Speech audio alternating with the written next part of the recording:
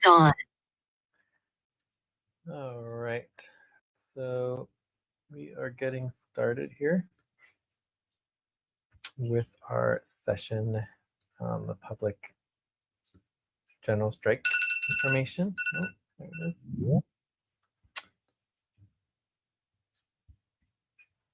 And we'll see if anyone joins us.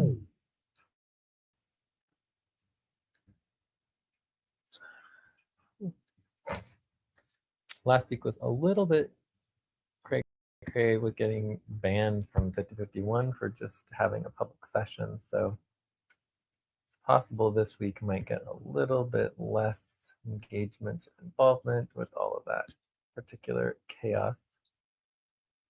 But let's make sure the event gets started.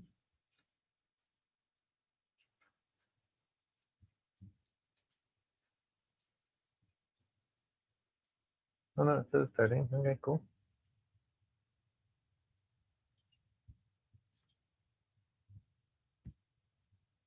In past times, I have done some, well, I guess we can still do a simple introduction, which would be nice. First of all, we are making sure there's clarity on consenting and recording and broadcasting and all that, and just verifying that people are down to be recorded and broadcast. So it's certainly important to do that, in relationship to doing recordings. But overall, it's not like a big deal. I mean, it's not like people really watch and look at all this stuff. Not to mention, most private sessions have a lot of infiltration, things like that.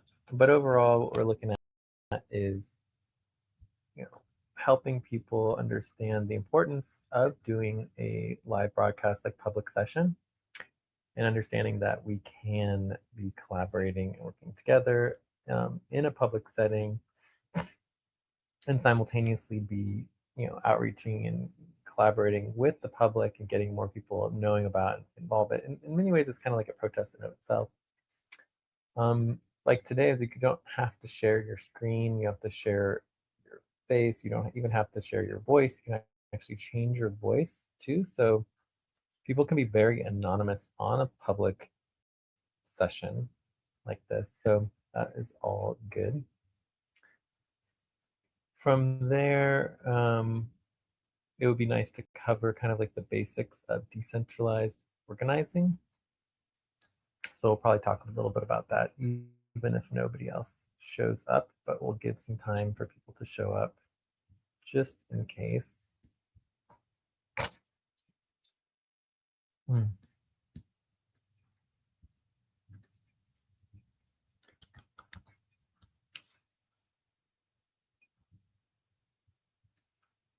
There was actually some interest in learning more about decentralized movement organizing.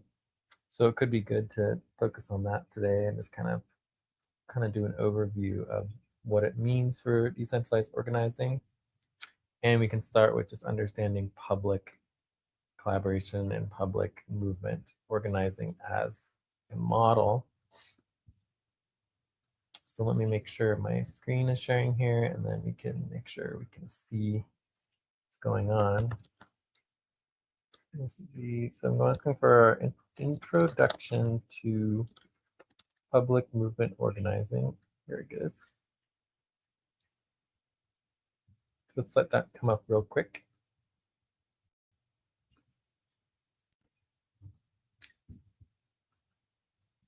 So basically, the general concept of public, transparent, decentralized music organizing, there's kind of two sides to it. One side is that you have the need for, connecting and being publicly transparent. And then on the other side, you have the concept of decentralization. So by definition, a private audio session isn't decentralized. So having decentralized audio, basically, in the scientific evaluation that I've conducted, requires public, transparent empowerment for individuals. So basically, if you are experiencing a voice audio session on your computer, whatever's coming through on the computer is your experience. And as a decentralized audio experience, that audio should not be controlled by anybody else, because you yourself are experiencing it and you yourself are able to then share it without having to get additional permissions. Because as soon as you have to get additional permissions from any other person, it's no longer decentralized. Other people have control over your experience, over the audio that you're having, over the actual um, ability to share and connect with others. So the idea of decentralization means the decentralization of information, which means if other people control information, then it's no longer decentralized. So there's obviously pros and cons to both secret, public, and transparent and private organizing models. So I'm just going to kind of go over the basics, and obviously, if people want more information, they can, you know, get in touch with us. And this website I'll be going over is the coalition.community, so you can get in touch with us there, or just jump on the GSUS Discord. But basically, the quick overview of just understanding some of the pros of public communication, because obviously there's lots of cons. Obviously, we're sharing information, you can't be secret, people know about it and all that, but there's a lot of pros as well, including just having the information available to people.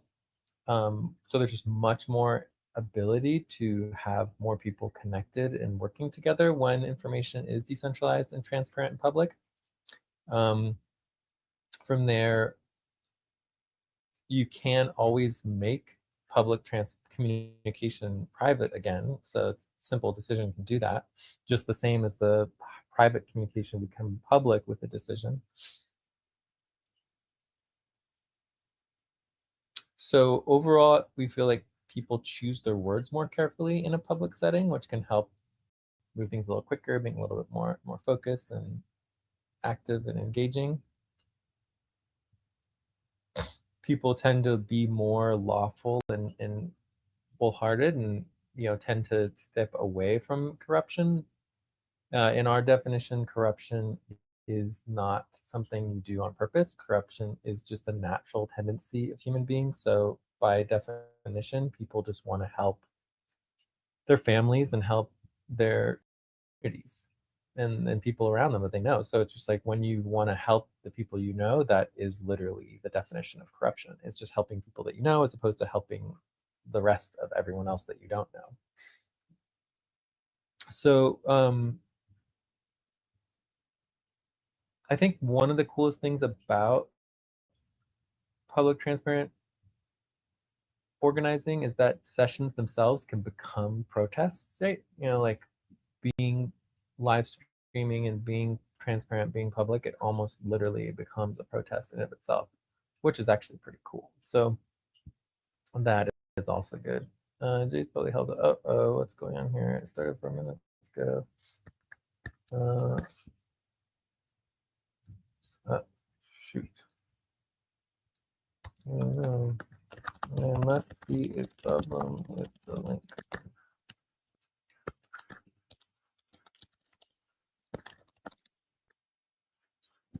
So let me double check on the link again here. Let's see what's going on.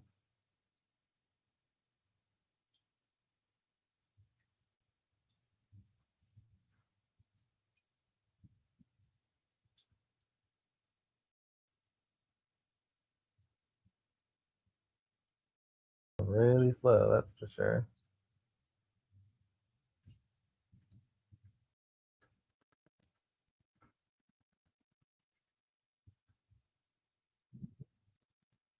Oh, there we go. Okay.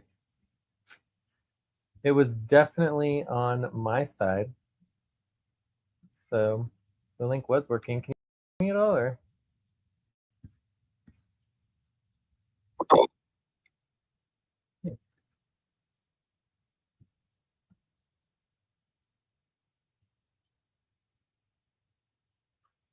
It'll be 6 p.m. Did I really do that? Let's see.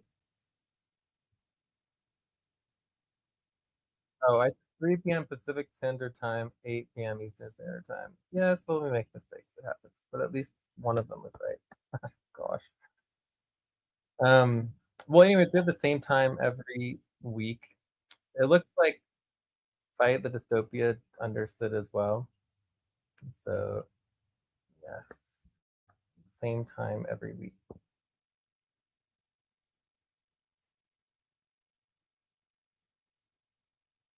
Yes, that's there too, so that should be good. Cool. Awesome. All right. Well, let's do a quick round of check-ins. I have notes here. I actually went to the wrong link and was just not realizing that I was in the wrong room. So here we go. I'm back in here. Sorry about that. But hopefully you guys could do a little on your own. But let's do a quick round of check-ins. I usually do a number. Oh, and then also we want to confirm that we're okay recording and broadcasting and all that. I can actually switch the broadcast here because I actually was broadcasting on the other channel. But yeah, I'll check in. I'll say I'm probably like a 3. It has definitely been a long week. Lots of stuff going on. I'm excited about everything going on with the strategy team and with GSUS and all the protests and just lots of stuff. It's very exciting. Um, I would love to talk a little bit about decentralized organizing and also some of the proposals we have for GSUS and trying to figure out decision making ideas. I'd love to do that. We'll see what we want to focus on for today, and then I'll just you know confirm that I'm okay with being recorded and broadcast and all that kind of stuff for our recording. So who would like to check in next? Say how they're doing.